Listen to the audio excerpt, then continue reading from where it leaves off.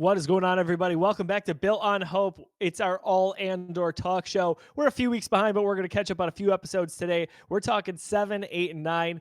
As we just said pre-show, it's kind of hard to spoil the show. It's so in depth. It's in the Star Wars universe, yet at the same time, I don't know that we've gotten to a place where I would feel like there was a big reveal or spoilers. But if that is important to you, hit pause, come back to this after you've watched those episodes again. Episode 7, 8, and 9 of Andor. I'm Josiah Leroy. With me today, oh my gosh, who's this guy? I don't even know who he is. Baba Yaga. He's lost some facial hair there. He is repping the Movember, even though it wasn't for Movember originally. That's a good John point. Fick, what do we got going on there? I'm loving it. First of all, second of all, really, really pretty shirt, and Oh we're yeah, not wearing the same one for once. we're not. It's kind of amazing. Yeah, the Movember man, the mustache. I'm not digging it. I do not like being able to see this much on my face. I don't dislike the mustache. I just don't like not having my beard. As you may have guessed, I did it for a Halloween costume, as most people, that's the reasoning behind most people getting rid of their facial hair nowadays is for Halloween costume. That's what I did. I was Hopper from Stranger Things, so I shaved it down. I'm letting it come back for sure. But yeah, Joe, this is episode 7, 8, and 9. That was no coincidence. We had to save objectively the best things about Star Wars 7, 8, and 9 to just talk about it together, right? Does it get any better? It doesn't. I'm so happy you said that. You pulled that out of my subconscious mind. 7, 8, and 9. Most people would agree the best parts of the Star Wars films, and For no here particular we are. reason, just great numbers. They really are. And speaking of which, the Sabers, they have 7 wins, right? They do, yeah, that sounds right. They do. How about that? Yeah. They almost scored 7 goals last night. Oh my gosh! And they scored more than 7 goals 2 nights ago. Wow. Because hockey is fun in Buffalo again. What a time to be a Buffalo sports fan. But we're not here to talk about the Buffalo Sabres. We'll catch that later on our video game talk show. Here it's Because Andor. that makes sense. Busy Sticks, man. Okay, that makes a little more sense. That's our tie-in. So for these episodes here, I'll give just kind of a quick recap on episode 7 and 8. 9 is very fresh, I think, for both of us because we just watched that one this week.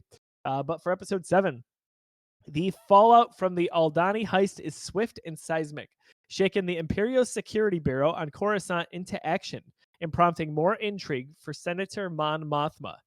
Episode 8, while in hiding, Cassian is swept up in an Imperial crackdown with little more than a false identity to protect him. The Empire is unaware of his true past, but sends him to prison in a maximum security prison. Now, question on that. I feel like I missed it. Maybe that sentence right there just summed it up. Do we know why he went to jail? Did they just thought he was a part of that crowd that was running For on sure. the beach, right? Yeah. Okay. I think it was a little jarring for me too, but I think once you kind of get past that, you start to realize like, wow, this is how insane the Empire is right now. Like he's captured for literally nothing. He's just walking down the beach, like looking a little suspicious because he's Cassian Andor and he's got a suspicious look on his face. He gets captured, and even during his little trial, they say it there. It's like, ooh, bad luck. This just got changed from a 6-month to a 6-year sentence. That's how corrupt the Empire is making things right now. We have no reason for you to be in jail, but there goes 6 years. 6 years of your life. Yeah, at least, right? And Yeah. I love when that lady goes, "Take it up with the Emperor." It's like, oh my gosh. Brutal, man. So, episode 9, I won't recap, but I think all these kind of blend together, so we'll be a little bit all over the map. But this is a really good insight as to why you should hate the Empire. And it's funny, like there are so many reasons you really could get there on, and whether you saw the movies, you read the books, you saw some of the TV shows, Rebels. We know that the Emperor and Darth Vader are inherently evil, but they're not alone. They're just the top of the top here. We see some crazy, psychotic Imperial commandos. We've got the ISB and what they're doing. There's a lot of politics involved. It is really ugly. And what Andor as a whole is doing really nicely, we've talked about, is capturing the intensity of all of this. It's giving us reason and insight into why the Empire really got the way that it did. It was always going to be a bad thing, but it really got dark. And we're seeing that kind of firsthand after that Aldani heist, because they've got to make an example of a few planets, and it's spreading across the galaxy quickly. Yeah, I don't think any Star Wars project has done a better job at a day in the life and showing you what the spread and the control and the fear the Empire has on the galaxy. Like they are just doing such a good job showing you the life of the citizens, the senators, the people who are even trying to spark this this rebellion that isn't a rebellion yet. Basically, they're just doing such a good job showing like the grip that the Empire has, and they're doing it in just like a I don't know. Almost like a very mundane way, showing like people's mundane lives, but showing how much the Empire has, impacted those day-to-day things, like being able to walk down a beach. Yeah, it really makes you feel like you're really looking over your shoulder for no reason because they can just do whatever the heck they want. And that makes Mon Mothma's character, I think, all the more um, deep, really, because right, Yeah, she's publicly doing this in the Senate, and at any time the Emperor could just make an example of her. They could just do away with this. We see the Senate in this in one of these last episodes here, and I love it. I love that it looks like it did in the prequels, but at the same time, it's kind of a joke now, yeah. right? Like people are just booing, they're People not just paying they just attention. stop listening. They just shut their lights off and they just leave when she's in the middle of her, in the middle of her speech. It's brutal times right now, but she's still pushing back, even though not everyone's listening. And I Right. feel like that really makes her character, like I said, all the more impactful. Yeah, you talk about the depth of her character. This is skipping ahead a little bit, I think, but I mean, a lot of a lot of these last three episodes are pretty centric on Mon Mothma's character and learning a bit more about her. But man, like she's pretty conflicted about whether or not to be all in with this rebellion thing. Like she is not very faithful that this is going to work. Like there's a lot of there's a lot of questions that she has, and there's she is not the Mon Mothma we know from the original trilogy and from episode one. This bright eyed you know rebel, right? She's certainly not that. She's anything but. She's doing her political career, and she's like, I think, very, very worried about the work that the rebellion is doing. I think that's exactly it. Like I think at her core, she feels what we saw in later times with Mon Mothma, but she just can't be there yet because she doesn't have the confidence. At any point, they could squash her. The Rebel Alliance isn't a thing. We know that these different rebel pockets exist. We saw Gerrera a little bit, which was great. Forrest Whitaker coming back from his reprising his role from Rogue One, and like that's I think going to be the point of this plus season 2 is to show how the Rebel Alliance becomes an alliance and they start banding together instead of just these little pockets here and there and you know these little victories that really at the end of the day don't mean anything. They're just blips on the radar for the Empire. So obviously they get together and eventually down the road do something much bigger. But man, this series is dark. Maybe let's get into some of the stuff that we just saw in this week's episode 9. We start right off the bat, and Bix is being interrogated, and what a horrific torture method. Like I just assumed when we saw that doctor there, they call him a doctor, that he was gonna come around with like a probe droid. Oh no, we're taking it way more intense than that, right? Like they talk about this species um that the Empire they took over this planet, they didn't like them, so they slaughtered them. And basically the squeal of the anguish of them dying is what they captured in audio form. And this one in particular is like the squeal of the children dying, which is Just very gruesome. it is like you said. This is the darkest Star Wars has been, and it might not be dark in the way that like you're talking about gore, like maybe some of the stuff we saw in Obi-Wan with Vader being like brutal and gory stuff like that. No, but this is like psychologically and thematically dark. It really is. And it what an intense sequence with Bick sitting in that chair, right? As it zooms up on her and they put the headset on her, she tries to withhold and then she lets out that scream. That is Dude, maybe the most intense moment in Star Wars history that I can recall. that single screen it's up there. It's very intense. That whole scene was just again it just like another look at how insane the Empire is and how brutal they are. The conversation they're having. Bix doesn't even answer a question, and she says, "Are you gonna believe what I say anyways? Like I know you're already gonna use your force. Like I know you're already gonna use that doctor for whatever he's here for. What's the point of me answering? You're not gonna believe me anyways. You're gonna beat it out of me regardless, even if I do tell you the truth. Like it's just brutal." Yeah, it really is. Marissa in the chat says mental torture as opposed to physical torture, which I think Yeah. is a big part of this because the Empire needs to. Of course, at any point they can wipe out using physical force. Just about any pocket, any planet, minus like the Death Star using that super weapon. But the psychological stuff is where it's at because it's much harder to recover from that in some cases. read online somewhere, I don't recall which outlet said it, but for this most recent episode, they said that the Empire is much scarier without Sith Lords and super weapons.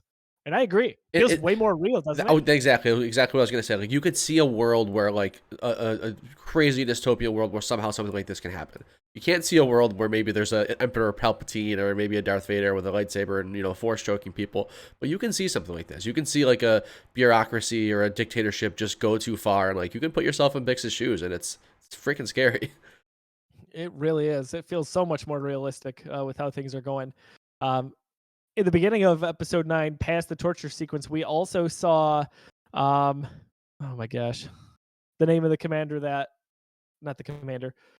Cyril, Yes, Cyril Karn, it was on the tip of my tongue. Thank you, John. Talk about psychotic, dude. like borderline creepy, but they're both awful, right? Like, so in that sequence, they're talking to each other. He was waiting for her as she was going to the ISB, And he said he's and come multiple times trying to find her. he almost literally says that he stalked her. Yeah. You can tell there's a sick part of her that is flattered, but Yes. she has to also maintain the facade that, hey, I'm a higher up in the ISB and I can end you and I can have you put in jail for even just touching me. I have to And go. I have to go on the record and say, like early on when we were doing Built on How first few episodes, I had a theory like, oh, maybe she's gonna turn good. Maybe that's why we're focusing on her. Nah, she's a piece of shit. Like she.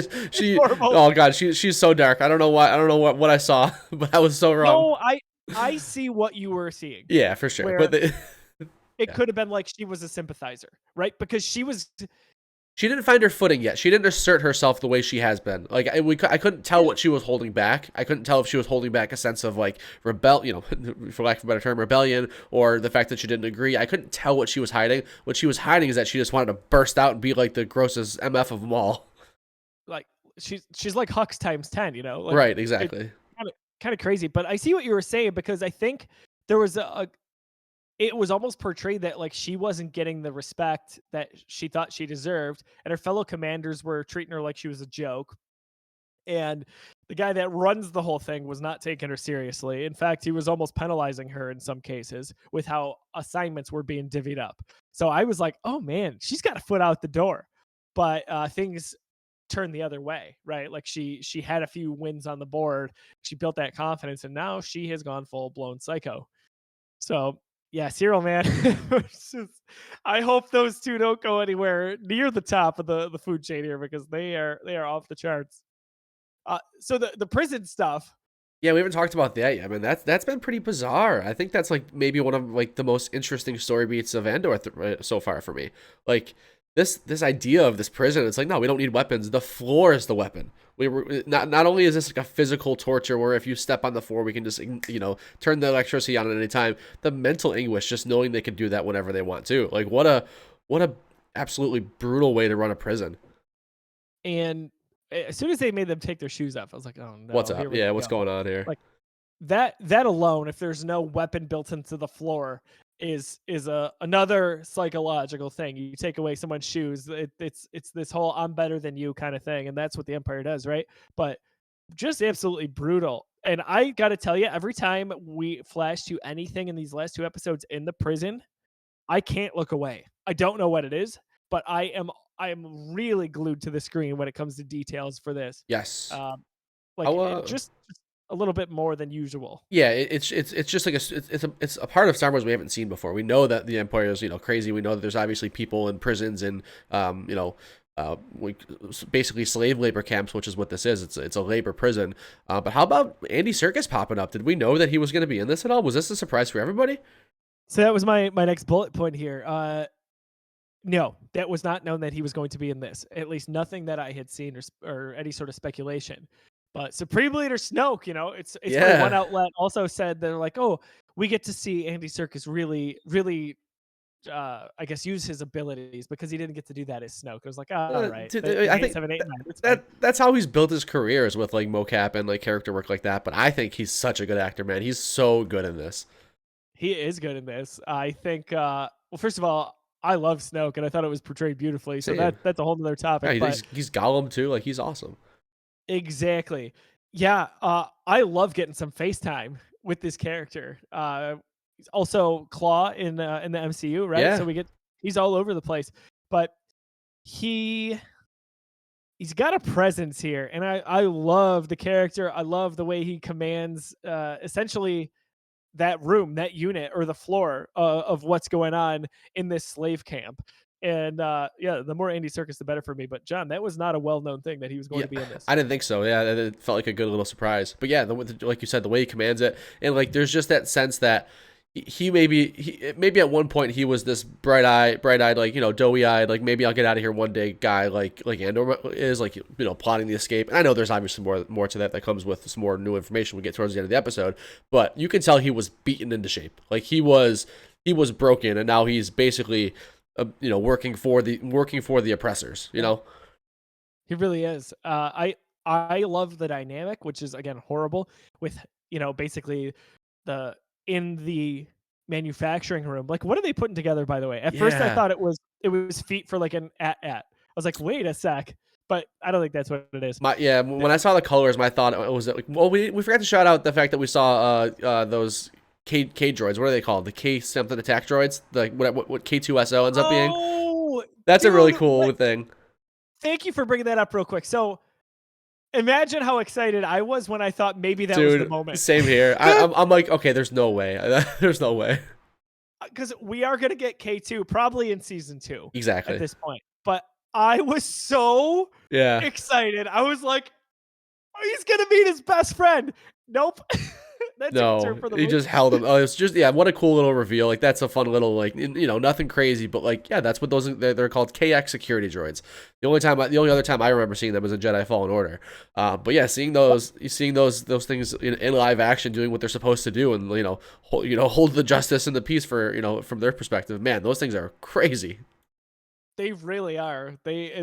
It was funny, like when he was choking him. That's why I thought he was gonna somehow like talk his way out of it, Right. even though like they're programmed droids. So alas, we'll have to wait a few more episodes Right. So, probably for but that. just to circle back to the prison, when I saw the color of the stuff they were making, I thought maybe it was like arms and legs for that thing at first, but then it quickly, it is much bigger, and it's probably just like a piece of it. It might. What if it's like a piece of the Death Star? I don't know. Like, who Yeah, knows? man. Who knows? They're, I'm sure we'll they get. obviously need a lot of them, so it's like maybe they're like joints for the Death Star, or maybe maybe it does just have something to do with ships or droids or something like that. But Yeah, it's kind of cool. I'm sure someone somewhere on YouTube has, on these expert Star Wars channels has the answer for that. Uh, but I I love even the dynamic of how they put those things together. I love that they have to work in teams, and the one that does the least amount of work really gets screwed for the day. The one that does the best amount of work gets a little bit of a bonus, and it's not saying much, right? You're in a slave camp, but you get solid you've got food for your reward. Taste, you yeah, get flavor in your food. Right? Is that how they said it? exactly. And so they've got their little squad, and I gotta say, it hit me right off the bat in episode 8. That old guy, man, Oh yeah, I was like, it was so sad to me, and that was where I was like, all right, this prison is really a problem, because you don't care. You're throwing really what equates to an elderly guy in there, who we find out in episode 9 only had 40 shifts left, right? So 40 days left before he was able to get out. And it was so sad. I think that was one of the most gripping moments for me when he has that stroke. We didn't know it was a stroke, right? At first, and his team is trying to like keep him up so they don't get in trouble. They're even Andor taking on extra tasks for him yeah. so that they could stay ahead. Right. And then when they get a doctor in that hallway there, and he basically says, I'm killing him. I can't help him. Like, he could help him, we believe, but he wants to end his life because things are about to get a lot worse. Yeah. Well, I think I got more of the vibe. It's like, no, they don't give me the tools to help people here. Like, he had a stroke. Like, I can't do anything more than kill this guy. Steve, that's very well one way to take it. That could be a thing. My thought was, this guy, because they asked him what happened on the second floor, right? I think it was where one of the floors. Yeah, second where floor. Yeah, the second floor. Yep, 100%.